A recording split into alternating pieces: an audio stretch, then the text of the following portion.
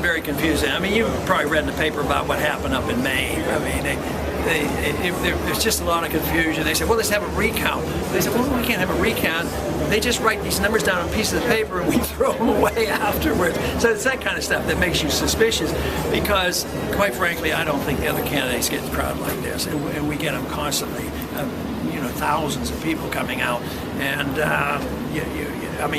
you would get the perception that we would be getting a lot. And I had 4,000 people and he had 150, so who knows? Well, when you say suspicious... Hi, this is Michelle Anderson, north of Bangor, and today I am actually south of Bangor at the Cloud9 restaurant in the Senator Inn in Augusta. And I'm here with Andrew Ian Dodge. Brain just connected, Senator, yeah.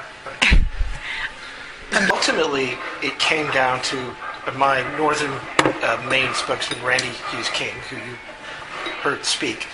He left the Republican Party on the 13th of February because he witnessed some things that were untoward in the caucus process. And we started finding out all these things about the caucus process. And I sent out a press release calling for Webster to resign because I think it was an affront to anybody who didn't support the candidate who won, and even those who wanted to support the candidate who won, but didn't get a chance to vote. And it was a farce. And it made Republicans in Maine look bad. And the detritus has happened afterwards is bad as well. Charlie Webster is blaming the caucus people, and I know they're hardworking and it takes a lot of work. I have some friends who organize caucuses, and of course he's blamed the spam folder. I don't have a friend who's a spam folder, but anyway. It seemed that there was no apology. This is a result tough.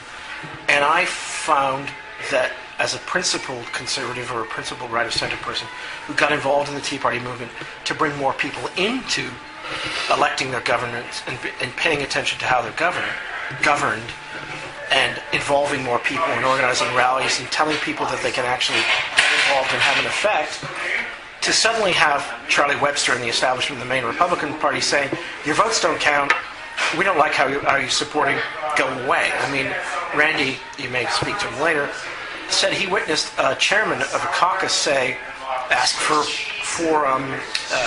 volunteers to be delegates to the state convention. Mm-hmm. 3 gentlemen were wearing, or I don't know if they're gentlemen, but people were wearing Ron Paul stickers, and he said, we don't want your type in their delegation. Are you going to use a card? Really? Absolute voter, that's absolute.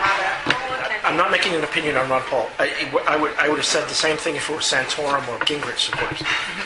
This is voter suppression and disenfranchisement. It's particularly ironic since Charlie Webster has launched these various rants about how Maine voting is so corrupt, and there's all this voter fraud and everything else.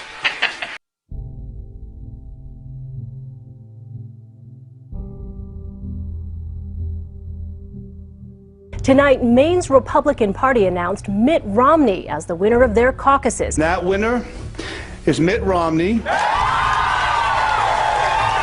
What the headlines haven't told you is that what happened in Maine is the messiest caucus Republicans have had so far. Certain residents in 3 of Maine's counties are being treated right now as if they do not exist. The numbers that the state GOP in Maine are reporting are, according to caucus chairman, incorrect. Kennebec County did vote as they were supposed to last week, but their vote total, as you see here, shows up as a 0 in the Republican Party's official results. Washington County postponed their caucuses on Saturday because of a snowstorm they expected to hit the area. There's a lot more than what you said. The man who canceled it was a Mitt Romney supporter, and the snowstorm he predicted didn't happen. Then there's Waldo County.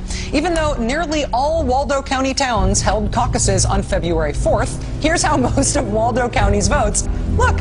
Look in the official Republican Party's results list. 0 votes. Waldo County, where voters from 18 towns gathered for municipal caucuses. I talked with Matt McDonald, a pastor of a small community church in Belfast.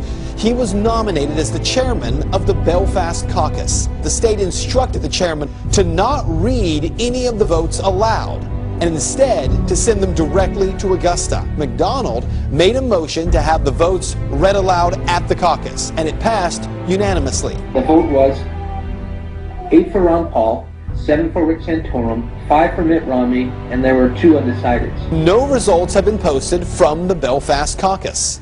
The lady on the line said that she had received our tallies, our votes, but hadn't recorded them online yet, and she said Romney with 9, Rick Santorum with 5, Ron Paul with 2.